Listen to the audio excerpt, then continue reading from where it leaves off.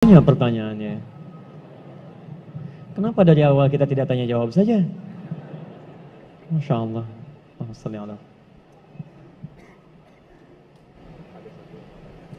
Saya mulai dari yang diketik dulu ya. Ini sudah niat betul bertanya. Masya Allah. Muhammad.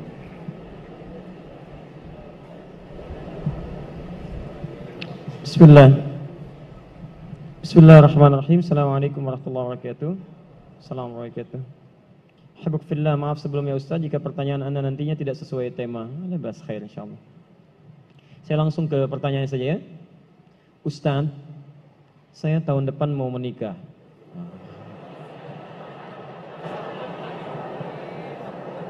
Masya Allah. Selalu ada begini. Dengan seorang akhwat. Pasti seorang akhwat, gak mungkin ikhwan. Gak mungkin. Kalau seorang ikhwan ada yang salah dalam diri antum ya.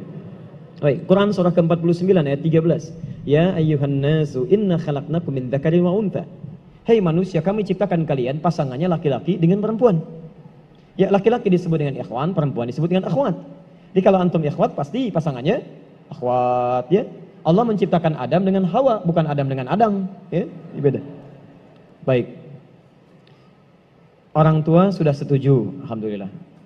Qadar Allah beberapa hari lalu ia memberi kabar bahwa ia sudah menerima lamaran ikhwan lain.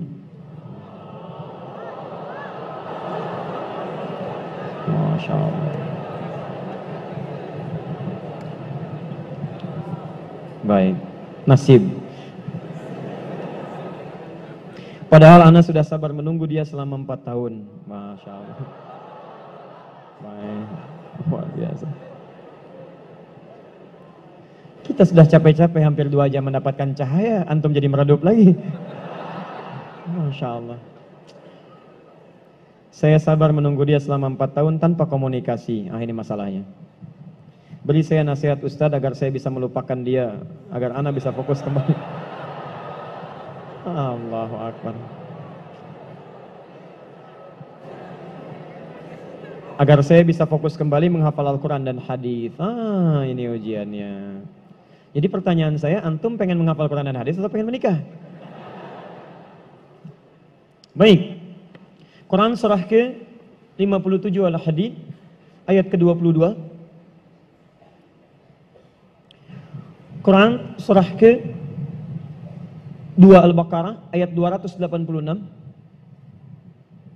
Quran surah ke-3 Ali Imran ayat 142, posisi paling kiri sebelah atas. Tayyib. Saya mulai dari Quran surah Al-Hadid surah 57 ayat 22. Ma asaba min musibatin. Tidak pernah ditetapkan satu kejadian. Awas hati-hati. Di bumi fil ardi wala fi anfusikum, atau menimpa dirimu. Illa fi kitabin min qabli an nabraha, kecuali semua itu telah tertuliskan di dalam kitab sebelum semuanya nampak dalam kehidupan. Ayat ini ingin memberikan gambaran bahwa semua kejadian-kejadian yang terjadi di muka bumi ini, termasuk dalam terkait aktivitas kita, termasuk dalam pencarian jodoh kita, semuanya telah tertuliskan, diatur oleh Allah Subhanahu wa taala. Singkatnya, semua ada dalam aturan Allah.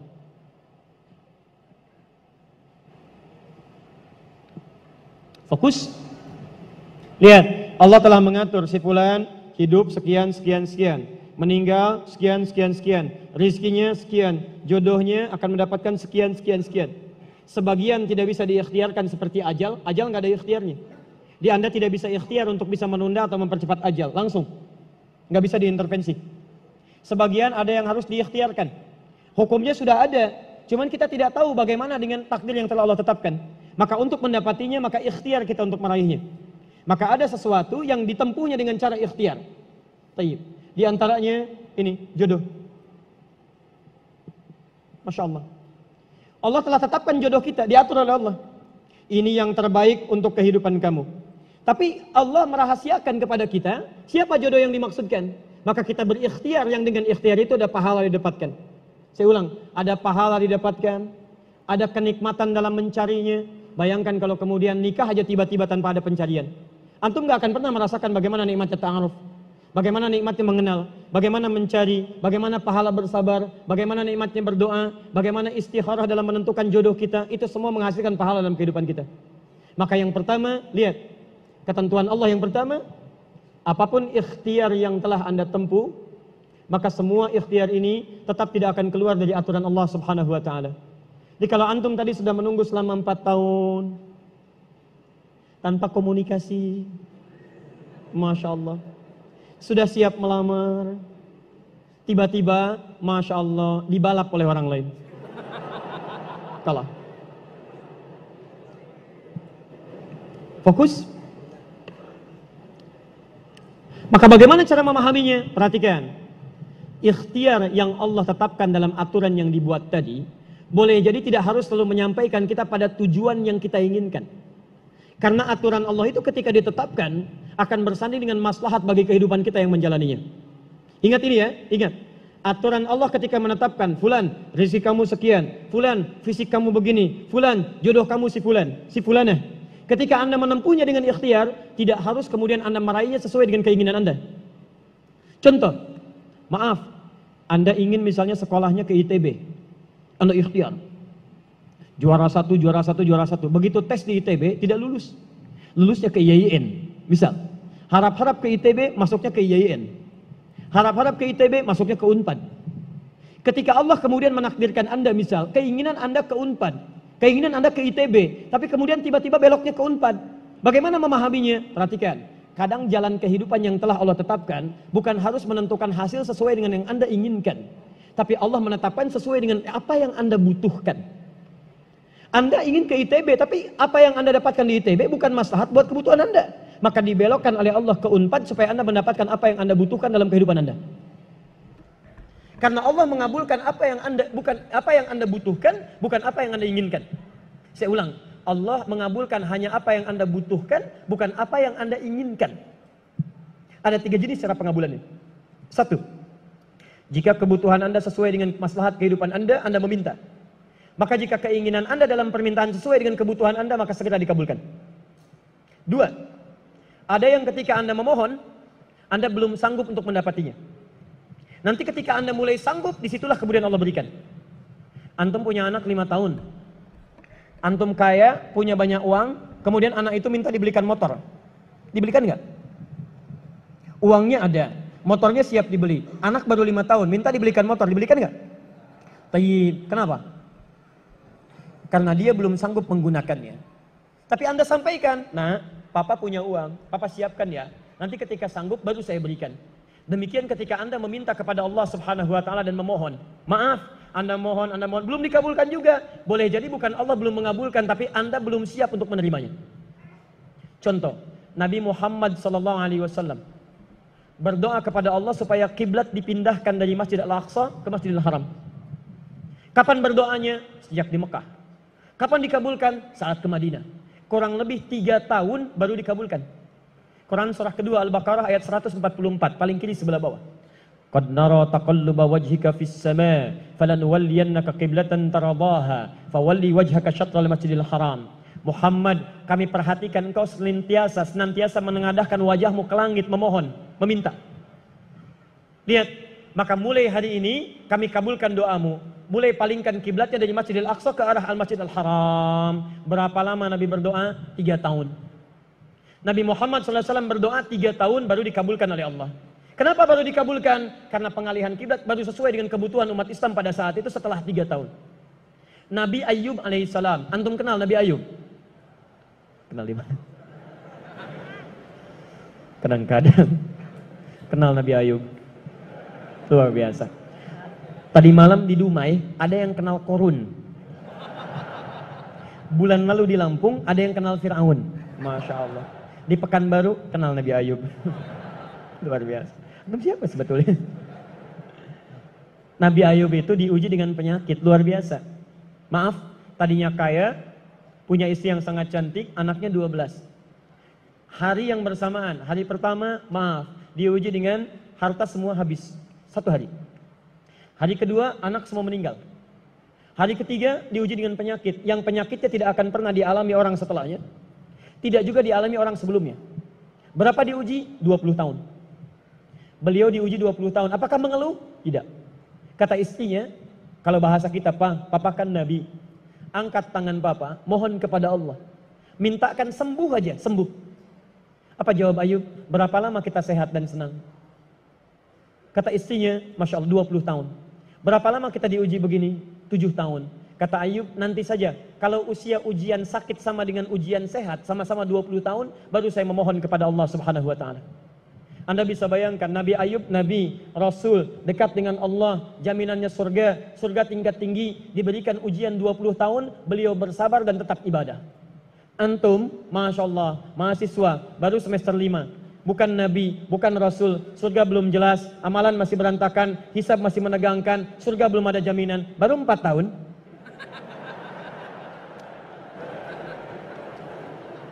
Itu yang terbaik buat antum. Yang terbaik. Jadi bukan berarti ketika Anda tidak mendapatkan dia, dunia hilang untuk Anda. Tidak. Banyak boleh jadi itu hanya titian ajaran dari Allah supaya Anda merasakan bagaimana nikmatnya ta'aruf. Supaya Anda belajar bagaimana mencari yang lebih baik lagi. Lihat kalimatnya, Quran surah ke-24 ayat 26. At-tayyibatu lit-tayyibin, wat-tayyibuna lit-tayyibat, al-khabithatu lil-khabithin sebelumnya, wal-khabithuna lil-khabithat.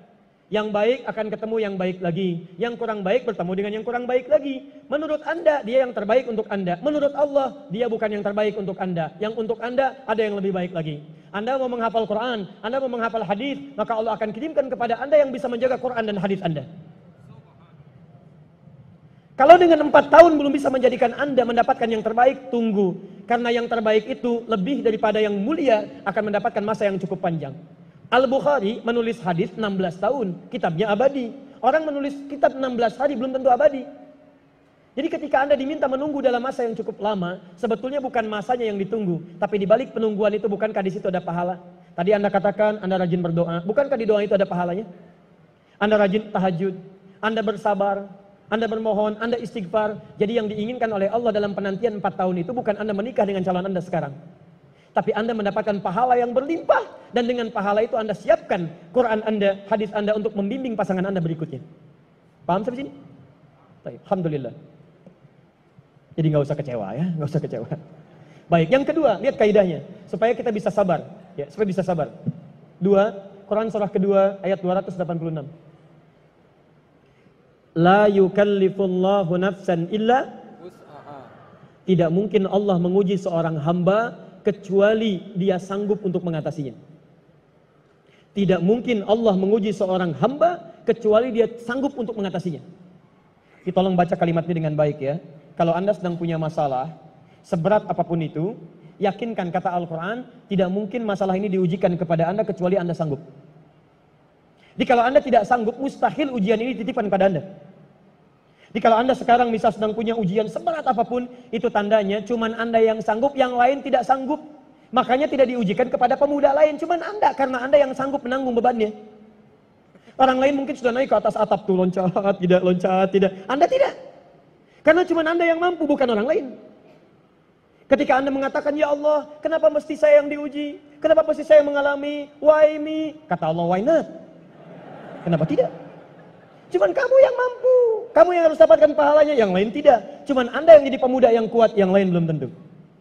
Tapi nggak usah terlampau bangga, langsung pulang dari sini bikin status. Memang cuma saya yang mampu. Masya Allah. Pekerjaan. Ya. Yang ketiga, tetap ikhtiar. Quran surah 49 ayat ke-13. Jadi jangan sampai, maaf, ya peluang Anda tidak mendapatkan yang tadi Anda telah harapkan, menjadikan Anda putus dalam berikhtiar. Cari, masih banyak perempuan semuka bumi. Masa tidak ada yang cocok untuk Anda? Lihat, ya ayyuhan nasu inna khalaqnakum min dzakarin wa untha wa ja'alnakum syu'uban wa qabail lita'arafu. Hei manusia, kami ciptakan engkau laki-laki, ada perempuan jodohmu. Dan kami pisahkan berbeda-beda daerah. Ya, lihat syu'ub, beda daerah, RT, RW, lurah, kecamatan, kabupaten sampai sedunia. Kalau nggak ketemu di satu RT, cari satu RW ya. Yang nanya tadi. Kalau tidak ada satu RW, cari satu kampung. Masa nggak ada yang ketemu? Boleh menikah dengan perempuan sekampung? Tidak. Masa sekampung mau dinikahi? Tidak. Batas paling maksimal 4. Sekampung tidak pilih satu dari sekampung. Sekampung mau dinikahi, Masya Allah. Silahkan cari ya.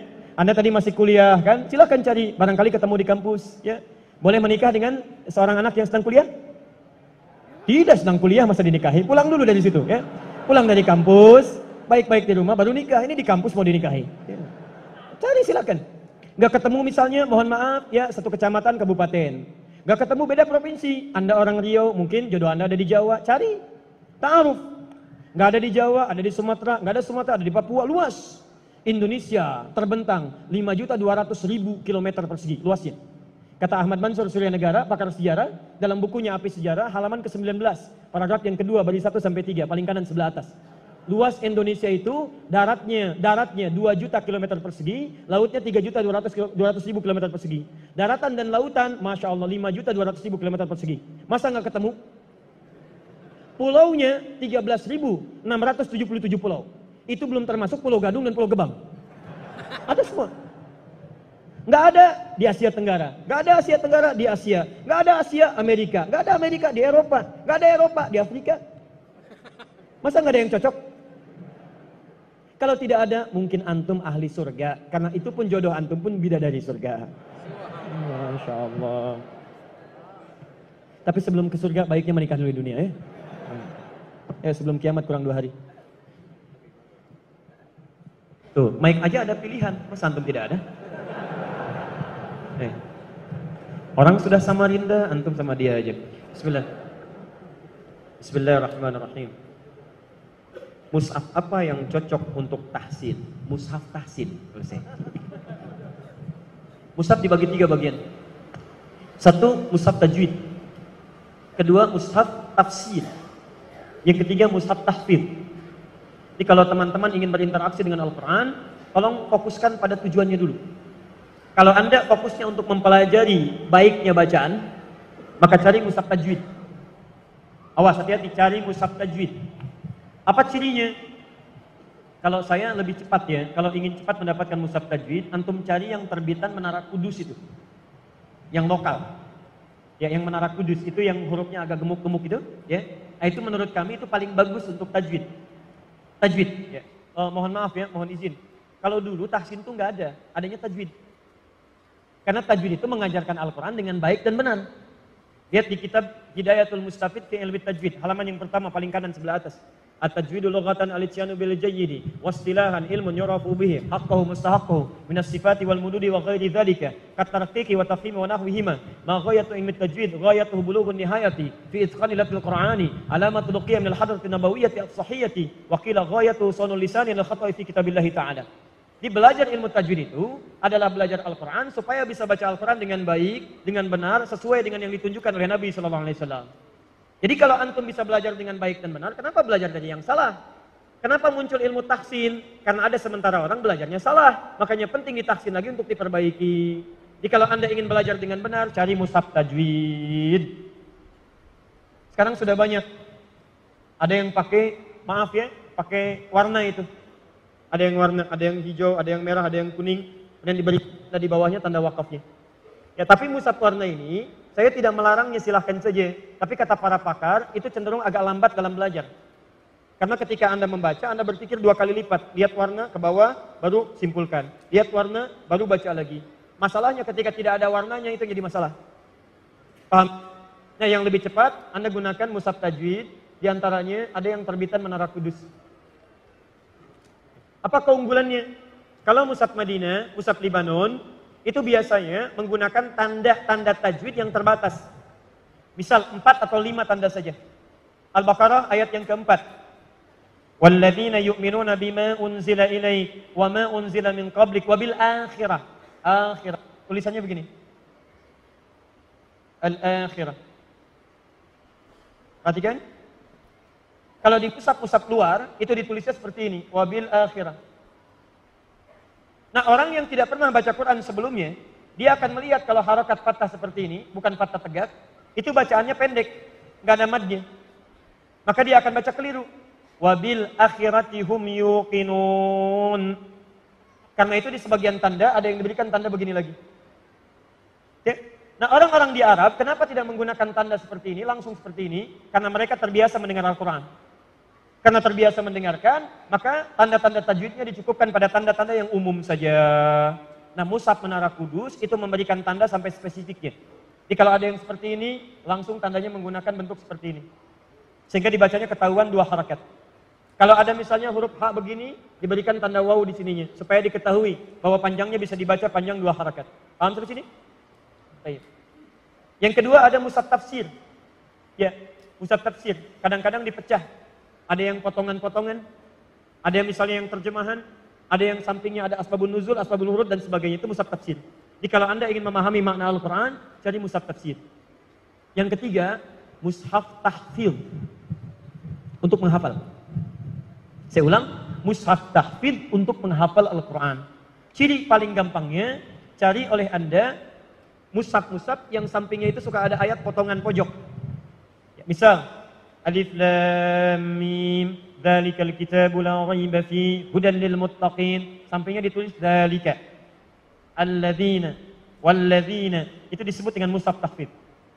Nanti insya Allah kalau yang kami sudah dicetak lagi, nanti insya Allah kalau ada kuotanya kita coba bagikan. Mudah-mudahan nanti antum bisa mendapatkan dan belajar dari situ. Ya, dan kita tidak jual. Itu hanya untuk dibagikan saja untuk mushaf belajar menghafal Al-Quran. Saya mau tanya sebentar. Mau hafal Quran? Mau. Saya ulang, mau hafal Quran? Mau. Yang mau boleh angkat tangan? Alhamdulillah. Saya kasih contoh cepat ya. Masih ada waktu? Masih. Wah, baik. Sebentar. Ini saya buat simulasi. Ya. Nanti kalau ada waktu yang lain, nanti kita bikin daurah untuk hafalan Quran saja. Ini bukan metode yang ditemukan oleh seseorang, bukan. Ini metode dari Quran langsung. Bagaimana Quran dihafalkan. Quran memberi petunjuk bagaimana supaya dia dihafalkan. Biasanya nanti semua penghafal Quran itu akan mengalami semua metode ini. Dan begitu dia hafal Quran, biasanya menemukan metode masing-masing sesuai dengan pengalamannya. Ya, ada metode menghafal Quran semudah tersenyum. Ya, udah senyum-senyum nggak hafal-hafal, ya kan? Baik, bukan masalah metodenya. Yang salah adalah pengalaman Anda tidak sama dengan metode yang dimaksudkan. Ya, saya beri contoh misalnya. Ada yang disebut dengan at-taisir. At-taisir itu metode menghafal. Saya langsung percepat ke rumus cepatnya saja. Ya, nanti teori-teorinya barangkali lain kesempatan. Lihat sini. Anda membagi kepada 6 hari, mulai dari Sabtu, Ahad, Senin, Selasa, Rabu, ya, Kamis, Jumat, khusus untuk pengajian. Perhatikan, fokus ya, pelan-pelan. Misal, Anda hafalkan hari Sabtu, jangan banyak-banyak, 2 ayat aja dulu. Mulai dari awal. Ingat, jangan banyak-banyak, jangan tertipu oleh setan. Setan minta yang banyak-banyak, sudah banyak, lupa nanti. Mengulangnya tidak mau lagi. 2 saja dulu. Nanti Anda ulangi dalam salat-salat sunnah. Syuruk baca, rakaat pertama 1 ayat, kedua 1 ayat. Salat duha baca lagi. Rawatib 12 rakaat baca lagi. Puncaknya saat tahajud Anda baca kembali. Rakaat pertama baca ayat pertama, kedua ayat yang kedua. Hari Ahad misalnya, tambah kemudian 1 ayat. 2 tambah 1 berapa? 3. Baik. Dari 3 ini misal baca rakaat pertama 2 ayat, rakaat kedua 1 ayat. Jadi berapa? 3 ayat. Baik. Selanjutnya Selasa misal, Anda tambahkan lagi 2 ayat lagi. Berapa? 5. Rakaat pertama 3 ayat, kedua 2 ayat. Rabu misalnya, tambah 2 ayat lagi. Berapa? 7. Misal 7. Rakaat pertama 4, kedua 3. Baik, untuk Kamis misal, ini Selasa, Rabu istirahat dulu. Jangan dulu baca. Anda ulangi aja, ulangi sampai itqan. Itqan itu kalau saya sampaikan semudah Anda membaca Al-Fatihah. Kalau dibolak-balik bisa hafal. Setelah Malik Iyyaka na'budu. Setelah Bismillahirrahmanirrahim. Sebelum Alhamdulillahirabbil alamin. Bismillah. Nah, seperti itu hafalannya. Kamis nanti hafalkan 1 ayat lagi. Ya. Maaf, misal 4 tambah 3 7. Ini tidak menghafal dulu. Kamis misalnya, misal tambah 3 ayat supaya genap 10. Misal saja. 7 tambah 3 berapa? 10. Rakaat pertama misalnya 5, kedua 5. Atau pertama 6, kedua 4. Jumat khusus untuk mengulang. Jangan menghafal. Nanti Anda coba, Anda tingkatkan seperti ini. Misal mengulang, rumusnya begitu menghafal subuh, kemudian praktekkan, diulang lagi saat sholat tahajud. Pelan-pelan, Anda praktekkan, nanti ada makna yang melekat dalam diri Anda. Menghafalnya kata Quran, subuh. Diulang dalam sholat sunnah. Dipraktekkan dalam malamnya. Begitu malam dipraktekkan, insya Allah ini akan terjaga Qurannya. Mula-mula sedikit, lama-lama jadi banyak. Nanti kalau sudah jadi penghafal Quran, biasanya setiap hari itu 5 juz. Mulai Sabtu 5 juz, Ahad 10 juz, Setiap selesai sholat, subuh 1 juz, duhur 1 juz, asar 1 juz, isya 5 juz. Ini 10 juz, Senin 15 juz, Selasa 20 juz, Rabu 25 juz, Kamis 30 juz. Jumat tinggal berdoa saja kepada Allah Subhanahu wa taala. Nah, sekarang saya berikan contoh cepatnya, misal. Mohon izin ya, kalau saya agak cepat. Sebab saya ini biasa. Pertama sendiri, kemudian makan sendiri, nulis sendiri, ngapus juga sendiri, ya. Baik, antum tenang aja. Perhatikan sini. Saya berikan simulasinya. Lihat sini. 1, 2, 3, 4, 5. Lihat, saya ajarkan cara cepat bagaimana menghafal Al-Quran dengan nomornya sekaligus. Perhatikan ya, pelan-pelan, fokus, siap. Baik, bismillah. Saya hitung, insya Allah antum gak nyampe 5 menit, sudah hafal 5 ayat dengan nomornya. Baik, saya mulai dari sekarang. Lihat sini, saya terangkan dulu, baru saya mulai cara menghafalnya. Saya tuliskan, ini alif lam mim, misal. Dzalikal kitabu la raiba fi, saya potong dzalika. Ayat 3-nya, alladzina yu'minuna bil ghaib, saya tuliskan alladzina. Ayat 4, walladzina yu'minuna bima unzila ilaik, saya tuliskan walladzina. Ayat 5-nya, ulaika ala hudam min rabbihim, saya tuliskan ulaika. Baik, sekarang perhatikan. Nomor 1 alif lam mim, 2 dzalika, 3 alladzina, 4 walladzina, 5 ulaika. Kelihatan? Baik, sekarang perhatikan cara menghafalnya. Kalau Anda ingin mulai menghafal, misal hafal kuat dari awal sampai dengan ke atasnya, maka mulai lihat dulu yang paling atas. Apa yang paling atas? Alif lam mim. Kalau saya sebutkan nomor berapa ini? Baik, kalau saya sebutkan 1, Anda sebutkan ayatnya. 1 apa? Baik, sekarang perhatikan. Kalau saya sebutkan ini 1, alif lam mim. Kemudian lihat yang selanjutnya, paling bawah, 5. Apa 5? Baik, 1 apa? 5 apa? Nah, sekarang lihat. Berarti kalau ada di antara ini, itu yang pertengahan. Anda hafal awalnya, Anda hafal ujungnya. Berarti pertengahannya itu 2, 3, atau 4. Sekarang perhatikan yang mirip-mirip. 1 apa? 5 apa? Sekarang perhatikan. 3 dengan 4. 3, alladzina. 3? 3? 4, tinggal pakai wawu. Walladzina. 4 apa? Baik, 3 apa? Tinggal 2, dzalika. Baik, ulangi. 1 apa? 5 apa? 3 apa? 4 apa? Baik, 2 apa? Baik. Menghadap ke sana. Bismillah. Bismillah. 1. Alif lam mim. 5. Ulaika 3. alladzina 2. dzalika 4. walladzina. Gak nyampe semenit. Saya hapus dulu ya. Namanya siapa saya? Syekh Rashid. Syekh Rashid. Hafal Al-Quran? Insyaallah 30 juz. 30 juz. Baik. Sudah, gak usah ditanya. Alhamdulillah. Baik, untuk Syekh Rashid kami insya Allah berikan hadiah 5 juta untuk Syekh Rashid insya Allah. Baik, jazakumullah khair. Nanti kita transferkan ya. Baik, antum yang belum hafal, lihat fokus ini, saya tunjukkan.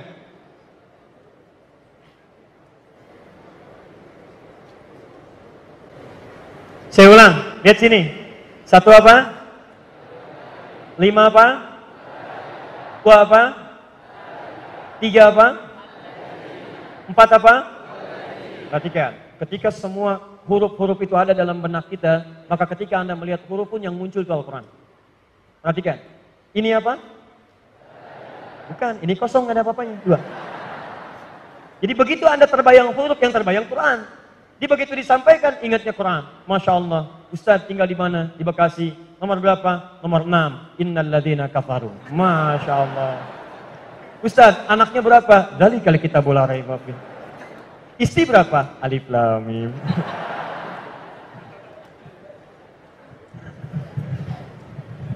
Terakhir ya. Nanti ada PowerPoint-nya kalau nanti belajar dari awal sampai akhir ya. Ini hanya sekedar simulasi saja. Saya ingin tunjukkan. Anda nggak nyampe 5 menit, itu tadi saya hitung, nggak nyampe 5 menit. Anda sudah hafal itu. 5 ayat dengan potongan, dengan nomornya. Anda selama ini kemana aja? Kemana aja selama ini ya? Waalaikumsalam warahmatullahi wabarakatuh. Ustaz, saya mau lanjut S2 di Timur Tengah jurusan hadis. Bagaimana cara daftar kuliah S2 di sana dan universitas mana yang bagus dalam jurusan hadis? Silahkan antum coba keluarkan, ada peluang yang sangat banyak sekali. Ya. Hadis itu banyak yang bisa kita dapatkan. Misal di Madinah juga ada jurusan Jamiah Islamiyah untuk hadis. Tapi biasanya kalau untuk S2 itu agak tidak mudah untuk masuknya. Di Mesir juga ada, cukup bagus untuk jurusan hadis. Tapi di Mesir juga kuliah sampai 4 tahun. Ada gitu kan? Antum bisa dapatkan itu. Antum juga bisa ambil misal, ya, bisa misalnya di Tunisia, Zaituna, itu cukup bagus. Fikih dengan hadisnya cukup baik. Ya, ada Om Dorman juga bisa antum lanjut ke sana. Ya, nanti kalau misalnya ini yang bertanya, ingin lebih jauh lagi, nanti kami kirimkan linknya. Dan nanti insya Allah kalau ada kesempatan kita berikan rekomendasinya. Nanti kita kirimkan kepada Syekh di sana, mudah-mudahan bisa dibantu insya Allah. Ustadz, apakah dosa-dosa seorang hamba selalu diampuni oleh Allah? Karena dalam Al-Quran banyak ayat mengatakan bahwa Allah SWT Maha Pengampun. Ya, kalau Anda bertobat. Quran surah ke-4 ayat 17 sampai ayat 18. Dosa yang ringannya di Quran surah kedua ayat 286. Dosa agak berat di Quran surah ke-40 ayat ke-3. Agak berat lagi Quran surah ke-71 ayat ke-10. Lebih besar lagi Quran surah 39 ayat 53. Perhatikan. Ada nama kesalahan disebut dengan khata. Ketika Anda berbuat salah, masih sedikit ringan, Allah ampuni. Sifat pengampunannya disebut dengan al-afu. Al-Baqarah Quran surah 2 ayat 286. Rabbana la tu'akhidna in nasina au akhtana. Ketika Anda memohon ampunan, disampaikan dengan kalimat al-afu. Wa'fu anna. Al-afu sifat Allah memaafkan kesalahan Anda. Kemudian Anda lakukan dosa misalnya, lebih daripada yang tadi, maka disebut dengan dzambun. Allah turunkan sifatnya namanya ghafir. Quran surah ke-40 ayat yang ketiga. Ghafiridz dzambi wa qabilit taubi. Anda berbuat dosa lagi lebih banyak, maka disebut dengan dzunubun. Dzunub. Allah turunkan lagi sifat namanya ghaffar, ghaffarun. Quran surah Nuh ayat yang ke-10. Faqultu astaghfiru rabbakum innahu kana ghaffara. Kenapa Nabi Nuh menyebut kalimat ghaffar? Karena umatnya mulai meningkat level dosanya. Maka kata Nabi Nuh, "Hei, kalian berbuat dosa sudah banyak, tapi Allah Maha Pengampun. Sebanyak apapun bertobat, Allah pasti akan terima." Lebih banyak dari yang tadi, dzunubun ma'adz zulmi, ada zalimnya.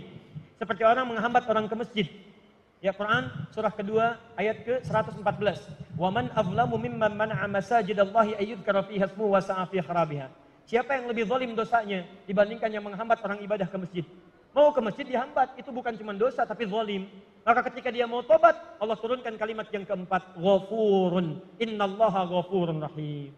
Yang kelima, maaf, sudah mencegah orang ke masjid, sudah menggibahkan orang ke masjid, sudah juga mabuk, sudah juga tidak sholat, banyak dosanya, kemudian dia mau tobat.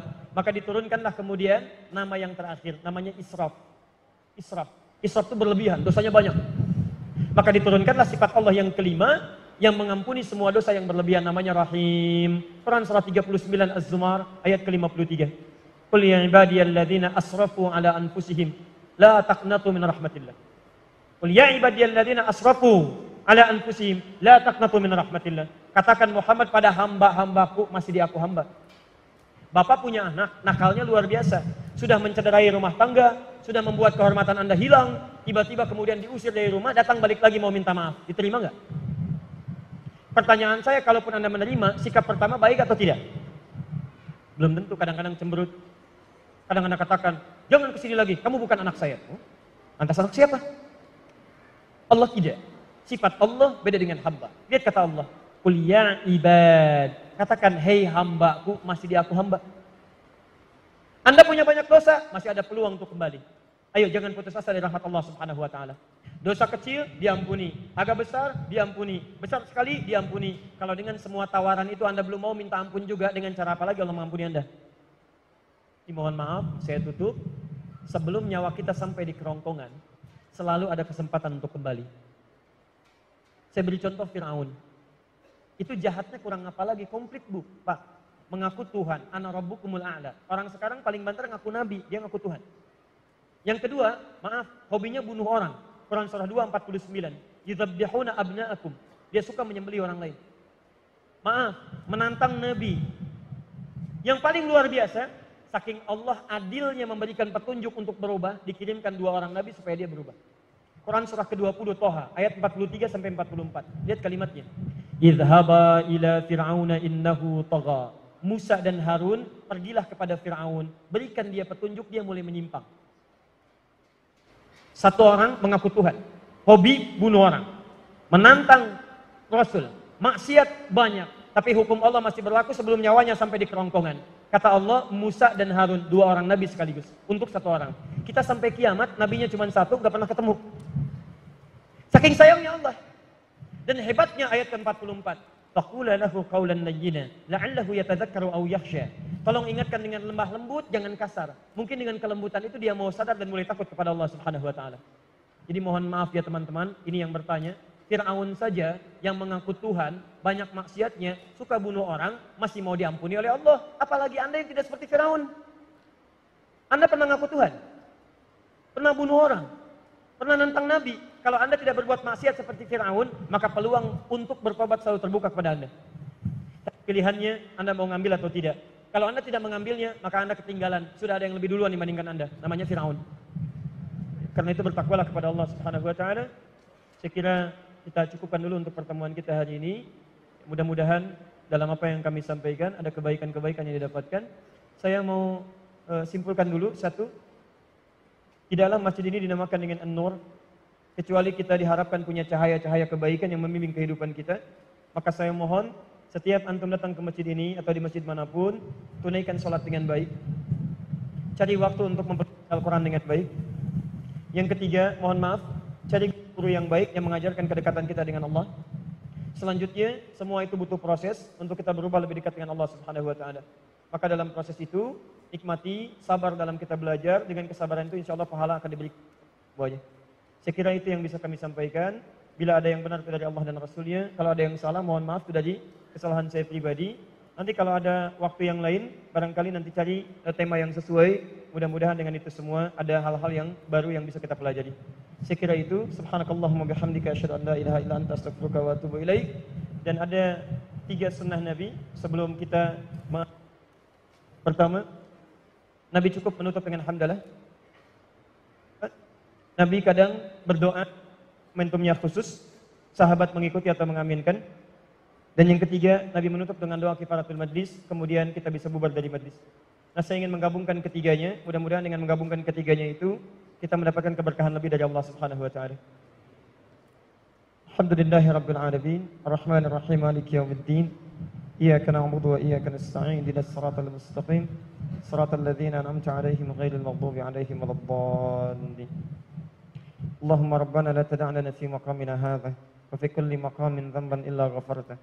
Duhai Allah, kami bermohon kepadamu, jika ada yang hadir di masjid ini, satu di antara kami datang membawa dosa, maka mohon ya Allah, jangan biarkan dia meninggalkan masjid ini kecuali Engkau telah ampuni segala dosa-dosanya. Allahumma wala hamman illa farajtah. Jika ada yang hadir di masjid ini datang membawa kegelisahan, maka mohon ya Allah, jangan biarkan ia meninggalkan ya Allah masjid ini kecuali Engkau telah tenangkan keadaan hati. Allahumma wala dainan illa qadaitah. Jika ada yang hadir di masjid ini membawa kesulitan utang piutang dalam hidupnya, maka mohon jangan biarkan ia meninggalkan masjid ini kecuali Engkau telah lunasi ya Allah dan berikan rezeki yang cukup untuk melunasi utang-utangnya. Allahumma wala maridan illa syafaitah. Jika ada yang datang ke masjid ini membawa penyakit ya Allah, atau saudaranya, kerabatnya, tetangganya, maka mohon ya Allah dengan keikhlasan amalannya, angkat dan sembuhkan segala penyakitnya. Allahumma ya Rabbal Alamin, aslih ahwalana ma yuqarribuna ilaika ya Rabbal Alamin. Duhai Allah, mohon perbaiki keadaan hidup kami sehingga membuat diri kami lebih dekat denganmu ya Rabbal Alamin. Ij'alna minal muttaqin, ij'alna minas salihin. Jadikan kami termasuk orang-orang takwa yang Kau pandang soleh dalam kehidupan kami. Wa alhiqna bis salihin wan nabiyyin ma'al ladzina an'amta 'alaihim minan nabiyyin wasyuhada'i was salihin wa hasuna ulaika rafiqa. Dan mohon anugerahkan kami di surga nanti ya Allah, satu surga dengan bersama para nabi, orang-orang jujur, para syuhada, orang-orang saleh. Allahumma ya Rabbal Alamin, ati anfusana taqwaha wa zakkiha anta khairu man zakkaha, anta waliyuha wa maulaha. Ij'al jam'ana hadza jam'an marhuma wa tafarraqana min ba'dihi tafarruqan ma'suma. Duhai Allah, jadikan pertemuan kami pertemuan yang penuh dengan berkah, dan bila pun kami mesti berpisah, jadikan perpisahan kami mengeratkan cinta dan kasih sayang di antara kami. Bi fadlika subhana rabbika rabbil izzati amma yasifun. Rabbana atina fid dunya hasanah, fil akhirati hasanah wa qina adzabannar. Wa akhiru da'wana alhamdulillahi rabbil alamin. Allahu minkum. Assalamualaikum warahmatullahi wabarakatuh.